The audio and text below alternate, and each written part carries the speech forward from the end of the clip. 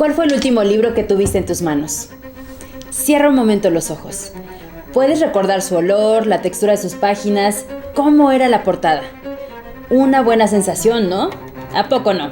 Ahora ábrelos y ábrelos muy bien, porque la historia que hoy te vamos a contar tiene mucho que ver con ellos. Dicen que los ojos son la ventana del alma y también son la ventana del conocimiento. Gracias a ellos puedes leer. ¿No te parece sorprendente? Es como un acto de magia. Así funciona la magia. Tú posas tus ojos sobre un bonche de hojas de papel encuadernadas y si te concentras lo suficiente en las letras, tu mente es capaz de interpretar información. Algo así. O no exactamente. Porque, si lo piensas, en la actualidad hay libros que no necesitan de papel ni encuadernación, ni que huelan a nada. Por ejemplo, un libro electrónico. Es más, ni siquiera hace falta que uses tus ojos, ya que puedes leer en braille o escuchar un audiolibro. De cualquier forma, la magia siempre sucede. Lo que nos lleva a preguntarnos, ¿qué es un libro realmente? ¿Cómo podemos definirlo? Más que un objeto, tal vez se trate de un fenómeno cambiante. Precisamente hoy vamos a revisar sus transformaciones, para comprender de qué forma ha reflejado los cambios sociales de la humanidad a lo largo de los años. Casi 6,000 bajita la mano, ¿te imaginas? En el fondo, esa es la edad que contiene cualquier libro que hoy toques o no toques, huelas o no huelas, veas o no veas, pero que siempre te puede transportar a otros mundos, enseñar cosas que no sabías y hacer evidente que el pasado no ha pasado. Conéctate. Bienvenida, bienvenido. Esto es Conciencia Histórica. Arrancamos. ¿Qué es para ti un libro? ¿Cómo lo definirías? Pues yo creo que es como una manera de salir como de todo, ¿no? O sea, puedes agarrar un libro y si te gusta leer y si te interesa lo que estás leyendo, puedes así perderte y olvidarte de todo un ratito, ¿no? Entonces yo creo que eso es como lo divertido.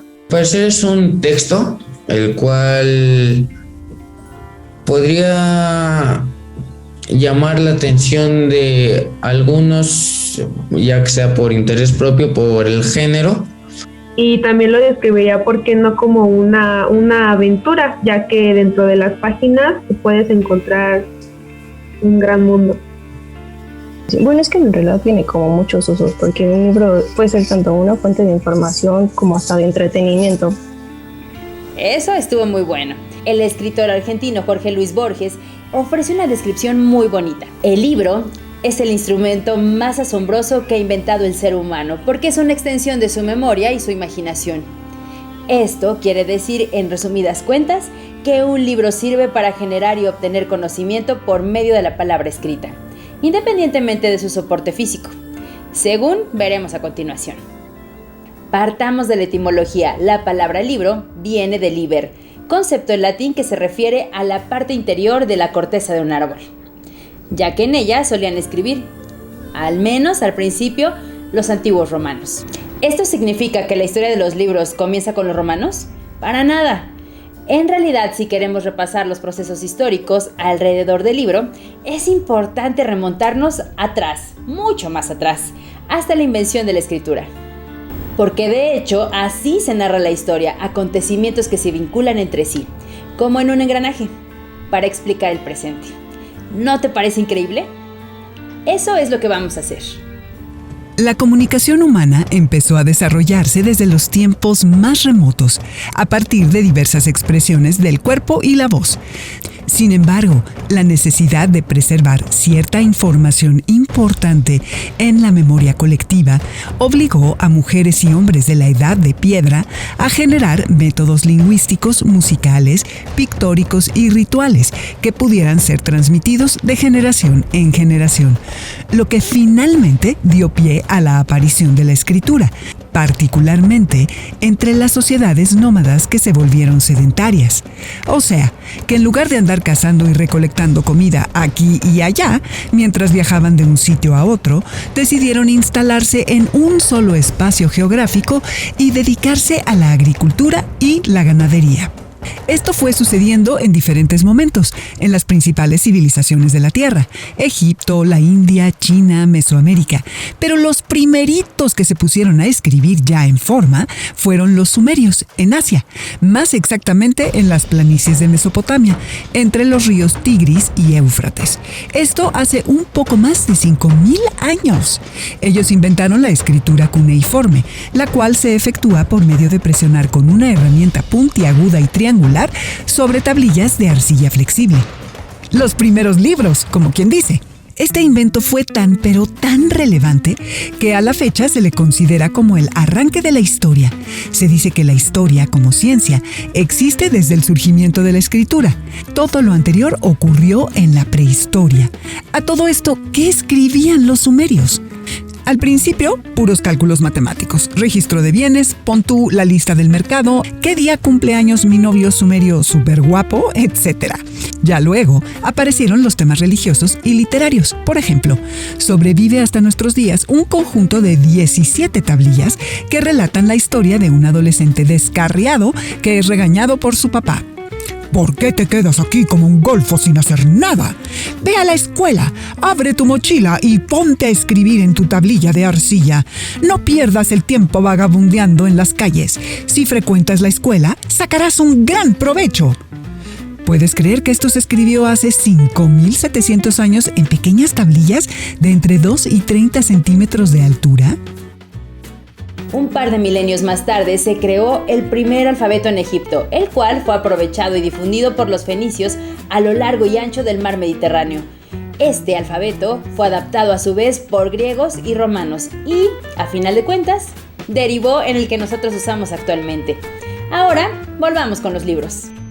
Como hemos visto, la forma de libro más antigua que se conoce son las tablillas de los sumerios. No obstante, la cultura egipcia fue la primera en utilizar tinta y papiro. Este último, bastante parecido al papel en cuanto a ligereza, color y capacidad de absorción, pero no era papel todavía. Se obtenía a través de una planta acuática que era abundante a orillas del río Nilo. Su tallo se cortaba en tiritas que se iban colocando unas encima de otras en capas, para después sacarlas al sol y al final pulirlas. Así se conseguía una especie de tejido resistente que se enrollaba alrededor de una varilla de madera o metal, y para leerlo era necesario desenrollarlo de a poco. A veces un rollo podía medir hasta 16 metros de largo.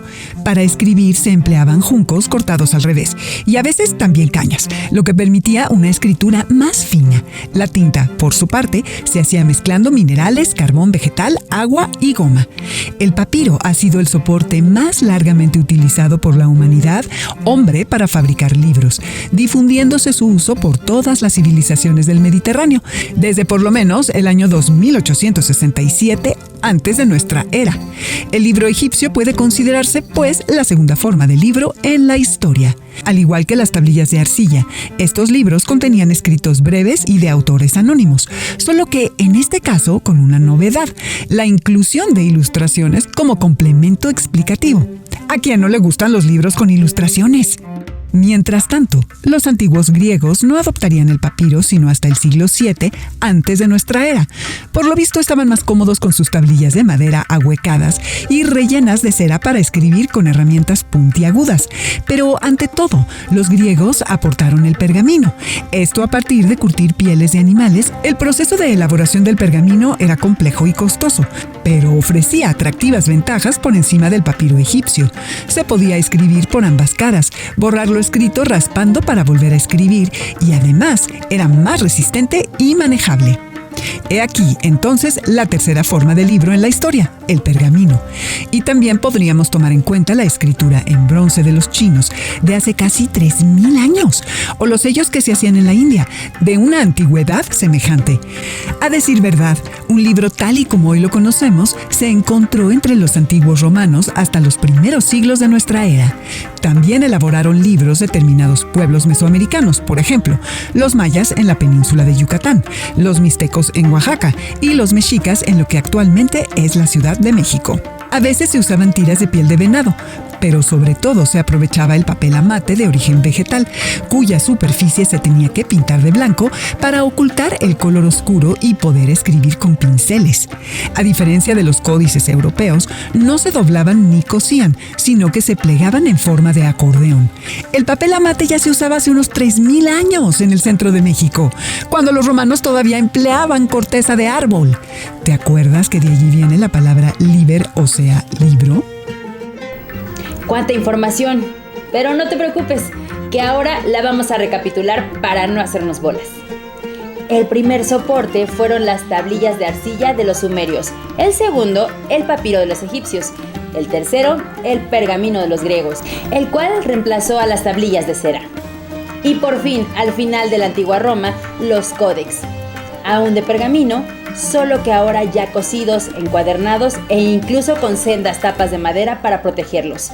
Haz de cuenta como la portada y contraportada de un libro actual.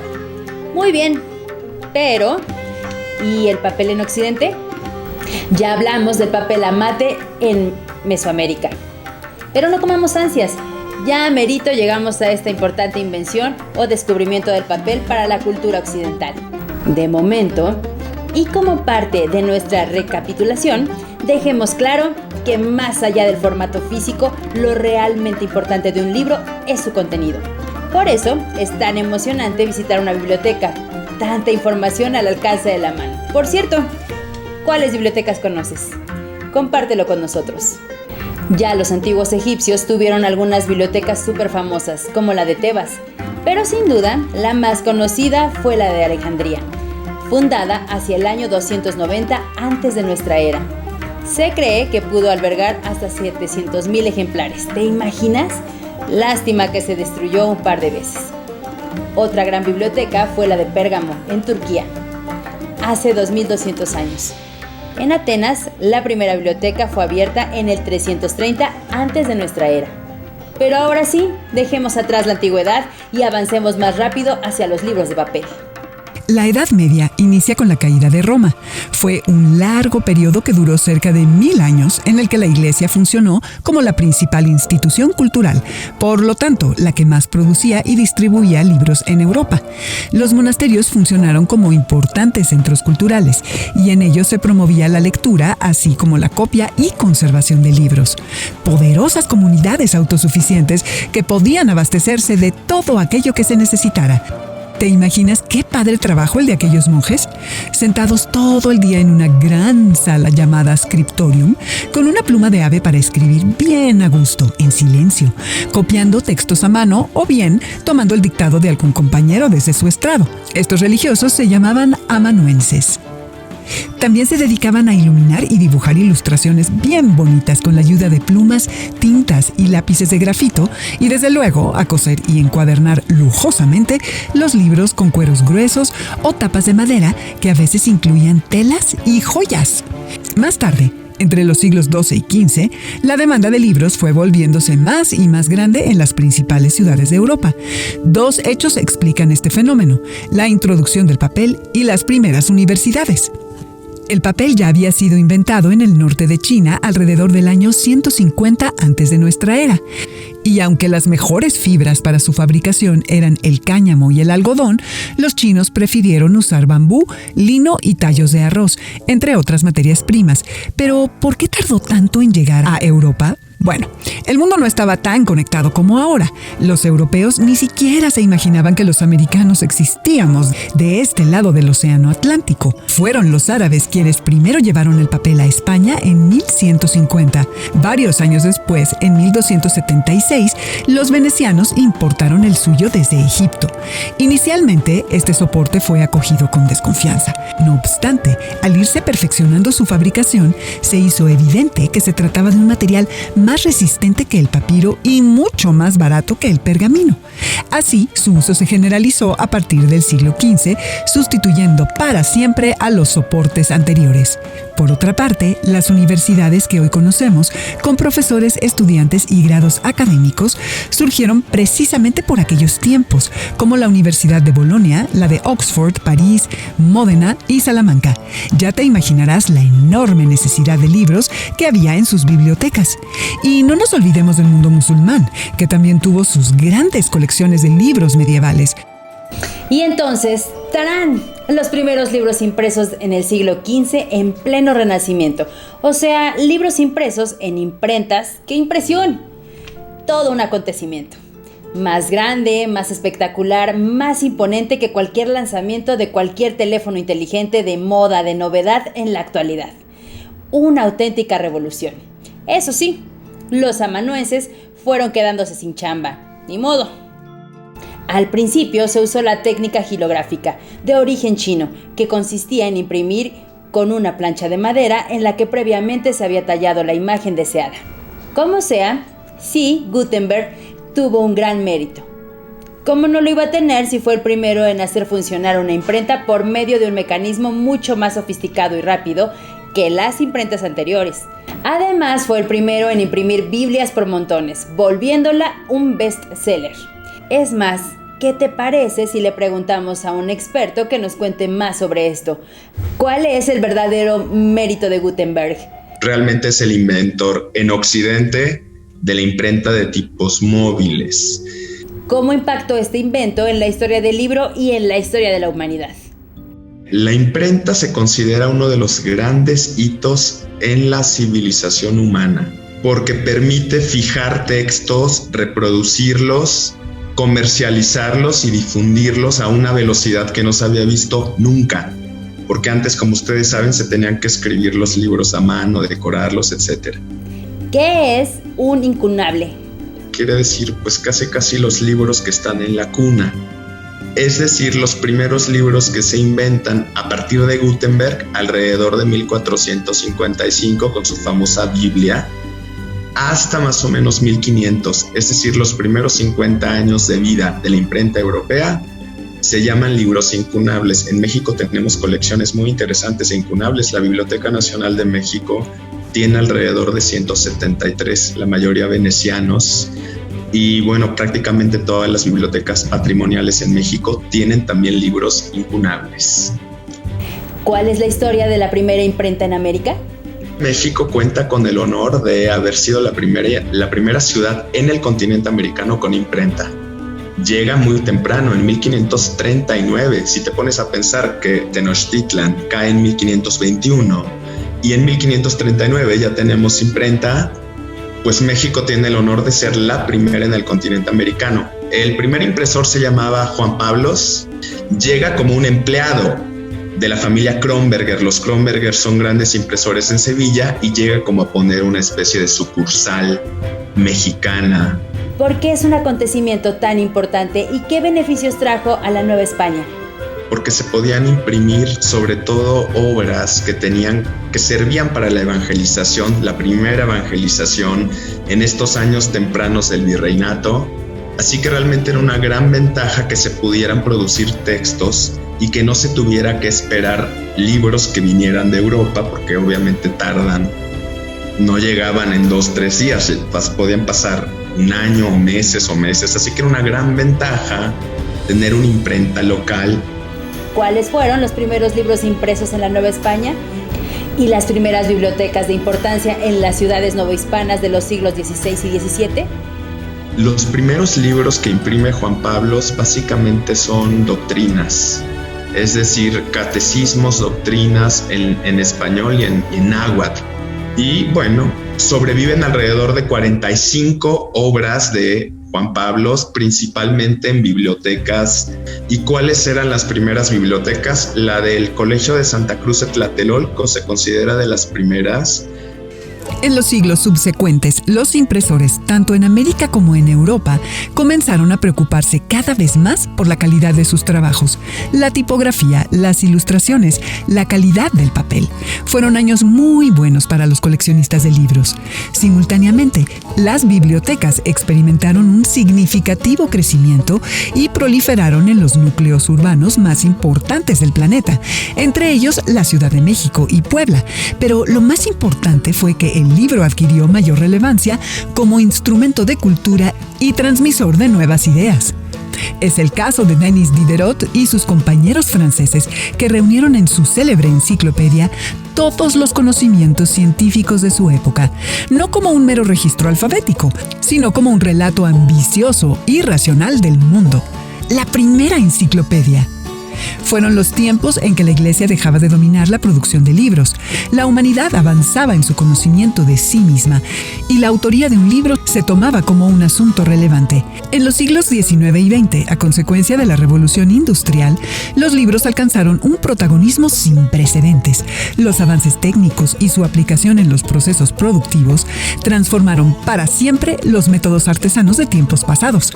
Pero además el sistema Braille, un sistema de lectura y escritura pensado para personas ciegas, fue ideado por el francés Louis Braille a mediados del siglo XIX y desde entonces ha permitido que muchísimos lectores alrededor del mundo se deleiten con la lectura de libros mediante el uso de sus dedos.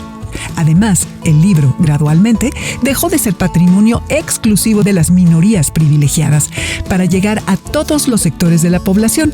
Esto gracias a la generalización de la educación y al auge del periodismo, el cual fomentó bastante el interés por la lectura. En el caso de nuestro país, podemos recordar como un buen ejemplo el proyecto vasconcelista de hace 100 años, cuando se creó la Secretaría de Educación Pública a instancias del revolucionario José Vasconcelos y se publicaron de manera oficial miles y miles de libros de autores clásicos que fueron distribuidos por todo el país de manera gratuita. En cuanto a los avances técnicos del siglo XX, podemos destacar la utilización de la pasta de papel y la fabricación de la hoja de papel continuo, los nuevos procedimientos de composición mecánica de textos, las prensas modernas y las novedosas técnicas de ilustración como litografía, linotipia y fotograbado. El caso es que todos estos avances fueron perfeccionándose y aumentando el ritmo de producción, lo que abarató los costos. Por si fuera poco, aparecieron importantes editoriales que impulsaron nuevas vías y modernos métodos de comercialización y distribución de los libros. Por ejemplo, las ediciones de bolsillo, creadas en Inglaterra en 1935. Se trata de libros pequeños, encuadernados rústicamente y muy económicos. Tú sabes que en las últimas décadas se ha ido desarrollando una nueva forma de libro llamado electrónico o digital, o en inglés ebook. Seguro lo conoces o has oído hablar de él. En términos generales, se trata de un archivo que puede ser leído o escuchado mediante un teléfono inteligente, una tableta, una computadora, una televisión o un lector electrónico. Últimamente, mucha gente se pregunta si el libro electrónico va a sustituir o no al libro impreso. Nosotros creemos que ambas formas pueden convivir perfectamente y hasta complementarse. Pero, ¿qué opinas tú? Más que volver a hacerle preguntas al experto de hace rato, nos gustaría saber tu sentir al respecto de esta historia gigante, llena de recovecos y bucles, que lleva más de 5,000 años sucediendo y que refleja de un modo súper interesante los cambios sociales de la humanidad. La historia la hacemos todos, y en este caso se encuentra al alcance de tu mano con tan solo tomar un libro.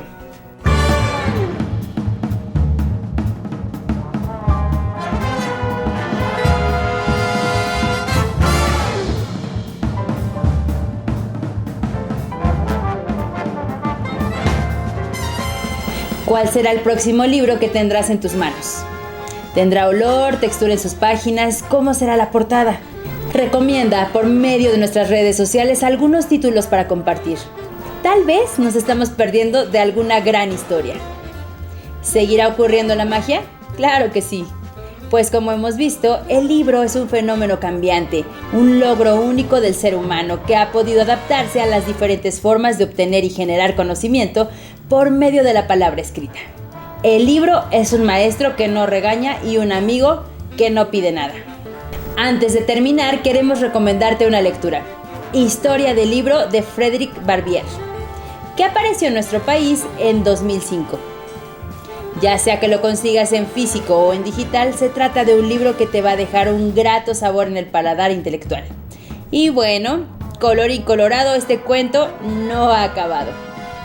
¿Qué vendrá en lo que queda del siglo y en el siguiente? ¿Y en los siguientes milenios? Indudablemente, memoria histórica a través de los libros, ya sean físicos o digitales, o de otra forma.